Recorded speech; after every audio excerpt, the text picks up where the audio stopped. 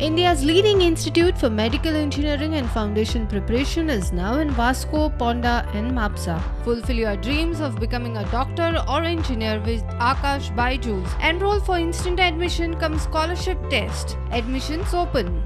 Now people are looking for a new destination or fresh destination to travel after being locked down for 2 years for COVID.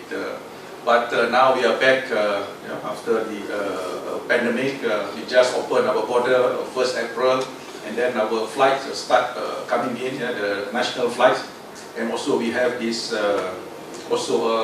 India flight already started flying to Kuala Lumpur, which is a good sign for us. And then we expect to see we resume, the flight will resume back, post, pre-pandemic. Last time we have about 200 flights per week, and now I think we only have about 69 flights per week direct to Kuala Lumpur.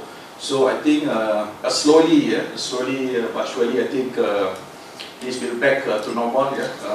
Inshallah for us. I think all of us can travel, and I think the cost of traveling also will go down, because now I heard some of the agents said the airfare, the flight is a bit expensive because of the air connectivity very limited, and then because of that, I think some of the operators they take opportunity or they take chance to increase the airfare.